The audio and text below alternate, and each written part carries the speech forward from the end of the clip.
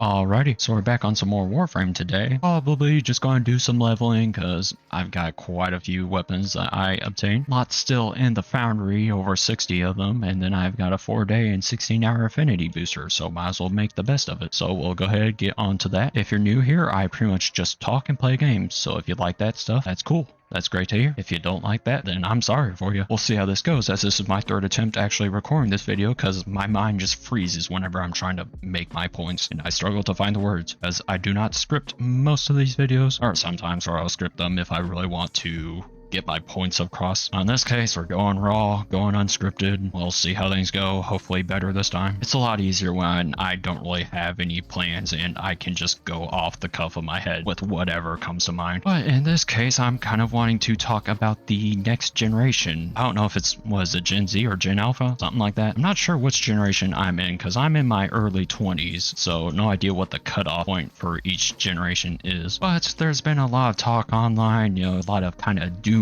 type of content for understandable reasons, and I kind of just wanted to give my takes on it. So talking about the next generation, kids of today, how are they doing? How well they be doing is the main question. Obviously there's a lot of reason to think that they're cooked. A lot of it has to do with the internet and kind of just like the state of parenting, the state of the economy, AI. It's a lot of stuff. I know some people tend to look at brain rot memes and think that, oh yeah, next generation is cooked because of that. I don't really think that brain rot memes are actually that big of a deal, or I don't think they're that important, because really I think that we're on the opposite end of the spectrum now. Because if you're in your 20s like me, you probably remember the days of the Gangnam Style, the Whippin' Nay Nay, the Dab, Ugandan Knuckles, Do You Know the Way? You probably remember memes like those, and for the time you were probably into them. Me, not so much. I always kind of thought that they were a little bit stupid, but the people that were into them at the time, of course, were into them, while the older audience thought that they were completely stupid. And now we've become the older audience of the current brain rot memes, so we think that they are completely stupid, while the current audience for them really enjoys them. Now, of course, there maybe is like a difference between a quality meme and a brain rot meme. I think brain rot memes are more so like they appeal to a more kind of niche audience. They tend to be a little bit more obnoxious and annoying. Like, a good meme appeals to a very broad audience, and it's also more so just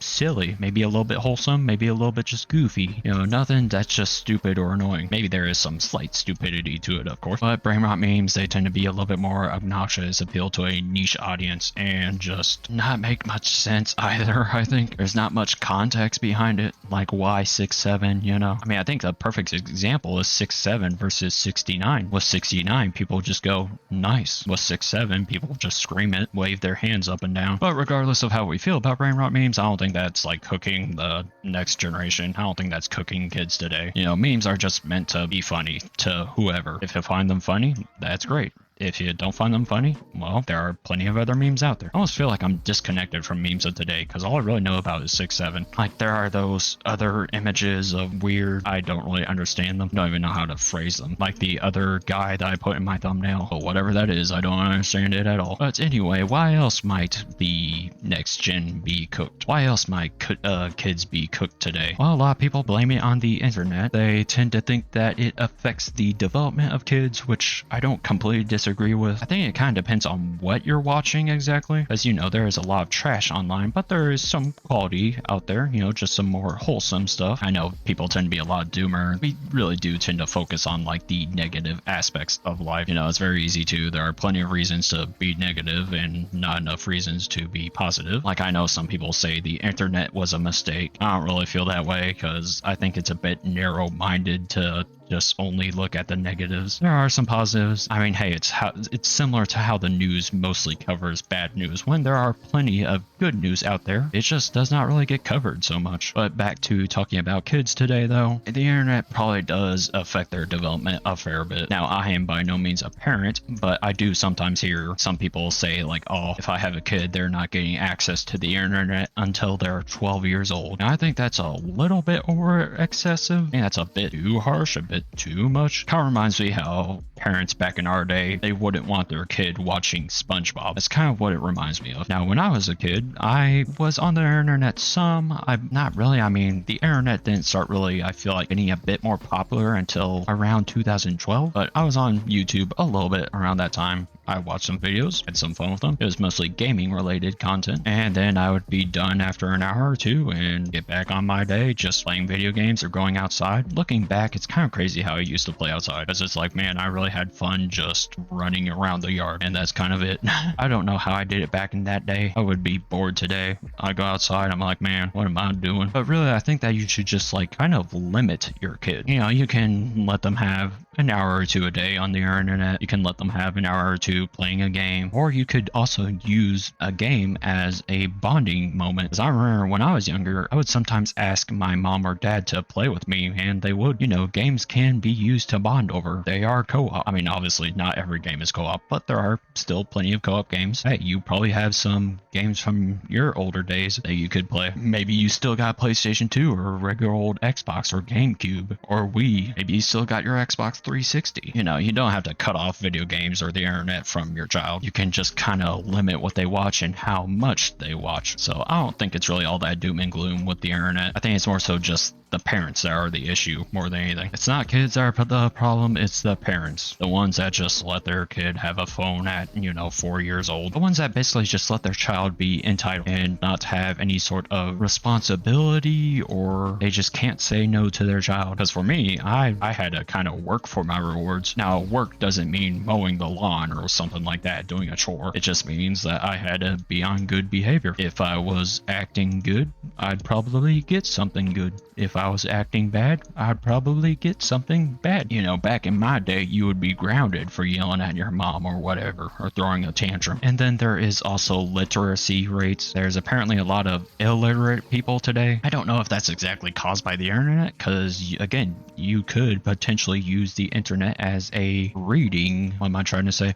A reading opportunity, because there are words on the internet. You can get online books. I think more than anything, it kind of just like affects the attention span of kids. When something's boring, it's really boring to them, whereas when something was boring to us back in the day, yeah, it was of course boring, but we could find some way to make it entertaining, or we could at least just tolerate it. But literacy rates, I don't really think that has to do with the internet. I think that more so has to do with schools. There are some good schools out there and some bad schools out there. I feel like I went to a good school where the teachers really just wanted to make sure that you were learning. And what I mean by learning is learning the subject material, math, English, reading, writing, science, that stuff. Not something that does not really matter or is not important to school, like politics or agendas. My teachers didn't teach any of that. I feel like my teachers were pretty chill. Like sometimes if there was just not much going on, everyone was just kind of working, they would have more chill conversations about hobbies or like how their day has been, whatnot, that kind of stuff. They wouldn't really ignore a student if they had a more, I guess, kind of personal question, but they would try to respond in a way that is fitting. They didn't exactly want to hurt the student, but they didn't want to like just snowflake it out or whatever. They just wanted to make sure that no matter what, the kid understands. I remember I had a few classes in my school that had like 5 students, and they were so chill. It's a lot nicer because you don't have to deal with any of the bad students that are,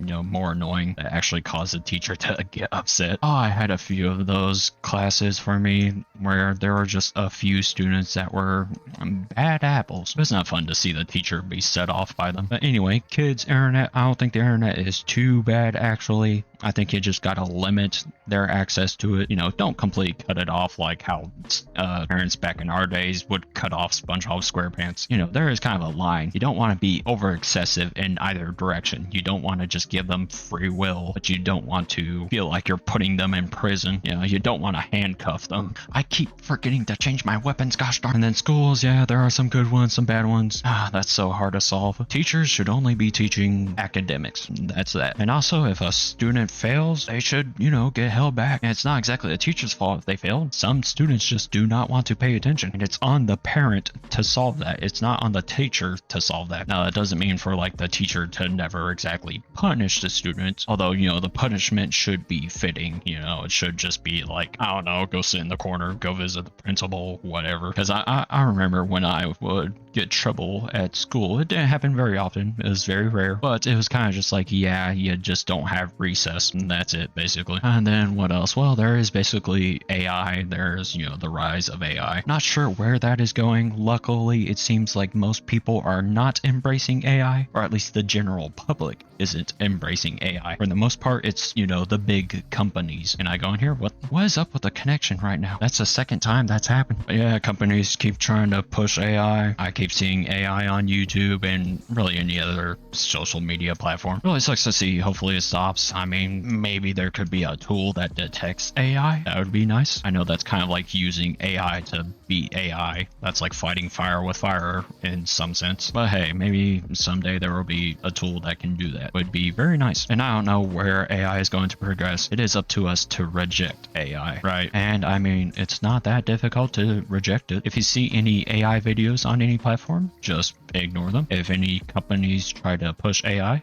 just don't support them. It is sometimes easier said than done because an issue is that you kind of need the product from the company. Like, hey, I mean, with Microsoft, I still use Windows 11. Linux is just like, it is a great alternative, don't get me wrong, but there definitely is a learning curve to it. And also, not everything is supported by Linux still, sadly. I think one day Linux will be on the same level of support as Windows and whatever Mac uses, or whatever Apple uses, I should say. It's not there right now. But yeah, people are saying they're waiting for the AI bubble to burst, and hey, I am too. I don't really think it's sustainable at all, and companies are learning that more and more every day. Also, if you were to get to the point where everything is run by AI, how would the economy even work? If everything is run by AI, then how are you supposed to get a job? Like, what jobs even are there? It would just kind of be like everyone gets some sort of regular payment. Like, you're pretty much just being paid to exist at that point. Anyway, I guess that kind of leads into my last point, which is the economy, how that's going,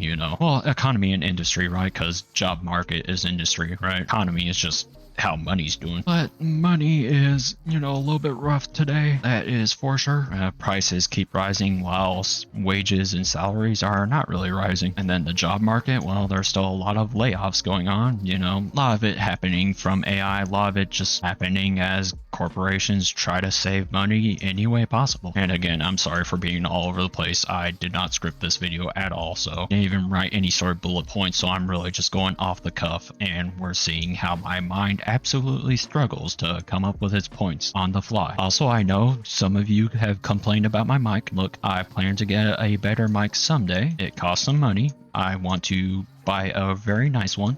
But hey, if the channel does well, then I'll invest into it. That's kind of my plan. I'll buy a better mic when the channel starts to do well. So there you go. But yeah, job market's a bit rough right now. The economy is a bit tough to live in. I think another thing is it's kind of hard to just even figure out what to do. As in the older days, I'm talking like, actually 1990s, 1980s, maybe early 2000s. If you just got a college degree, you were pretty much set. You were pretty much like, yeah, you're going to be successful. You're going to land a job like no problem. You're going to be making some good money. Like, that's success right there. Nowadays, a college degree is almost like standard, or almost like below standard at this point. So it's like, what do you do? Do you go to college? Do you go to like a technical school? Do you just try to make your own form of living? Start your own business or whatever. Like, what do you do? Like, the solution is not so easy as it used to be. Or not that like college was easy in the older days, but what I mean is that there was pretty much just like, yeah, there's like the solution is easy to find. That's what I mean. Whereas that's not so much the case today. Like, there are a lot of people doing Uber Eats and those types of services. So I think that's about all my points I have to say for now. So I guess just trying to do a typical recap. Internet, it does affect development of kids. It's really up to the parents to limit access to the internet, monitor kind of what they're watching, what they're doing. Don't cut off the internet or games entirely. You can use games as a bonding moment, play some co-op games with your kid. I played many games with my mom and dad when I was younger, as well as my sister and brother, and had a good time. Also, you probably need to be willing to punish your kid. It might hurt to do so, but hey, you're not like whipping them or anything, right? You're not like backhanding them or anything super excessive, right? Just, hey, ground them for whatever, however long. Maybe if you ground them for a week and they start to be on a better behavior, you can cut it early. You can be like, hey, you're only grounded for 2 days instead now. So again, I'm not a parent, but hey, it's your responsibility to take good care of your child. Literacy rates seem to be down. I don't completely know how to fix that. Again, I can kind of say, hey, as a parent, try to teach your kid how to read if they're struggling. Schools are good and bad ones out there. That's another tough solution. Or to like pick them out. Just, hey, when you're choosing a school for your child, try to make sure that they go to a good one. School should only be talking about academics, and they should, ideally, the teacher should have a passion to teach. Maybe if your kid is struggling in school, try to switch schools if it is the school that's the problem. I think there's just like a lot to be concerned about today for the next generation, because there's a lot of uncertainties right now. Like, it's hard to predict even how next year is going to be. I know some people say Dead Internet Theory or the Idiocracy movie is a documentary on today. I just hope that things will eventually sort themselves out to, be better. I think that a lot of it starts with parents, though, because I think that if you have good parents, you're probably going to do pretty decently. At least you're going to, have a better education. You're going to be a bit more responsible. Obviously you can't really do too much about the job market or economy, right? But I think another thing that kind of stinks about all this is that you can't really do much about the child. Like, none of this really lies on the child for the most part. It lies on others. I know some people would joke like, man, I wish I was investing into a house when I was 8 years old. I knew I should have done that instead of playing video games or whatever, licking the wall. It's like, yeah, you can't really give advice to a child at 8 years old. I mean, what are they going to do with it? You can't really give life advice or financial advice to them, because hey, when I was 8 years old, that stuff would have gone over my head for sure. And I didn't know what I wanted to do with my life when I was young. I still don't really know what I want to do with my life. Like, that's a hard thing to figure out. So all I can really say is, if you're a parent right now, or if you plan to be a parent, take good care of your child. Don't be excessive in either direction. Don't restrict them too much to where they're basically in prison, and don't give them, complete free will to where they're almost the boss of you. And also try to bond with them. There's many ways to do so. Anyway, I think that's all I've got to say for now. I know my thoughts were all over the place. They were not formulated at all. It's just, a nice discussion to talk about. So, is the next generation cooked? Are kids cooked today? I don't really think so. I know brain rot memes kind of make it seem like it. But hey, they're just silly memes. I'm sure the kid will grow out of it someday. Especially, again, if they've got good parents. Job market, industry, no idea how that's going to go. But hey, it can't stay down like this forever. Just be kind, be good, take some responsibility. Take care of kids. That's all I've got to say for now, so see you in the next video of whatever I'm doing. I have not really planned it out yet, but we'll see whatever my mind wants to talk about tomorrow. And hopefully I get better at this whole talking thing. I know I've been doing YouTube for about 130 videos now, roughly. I'm kind of working on this talking thing, just practice makes perfect, right? I still trip over my words a lot, although it is kind of getting better over time. Just, I need to really think on what I'm saying first, because I think my issue is I'm wanting to just kind of like go.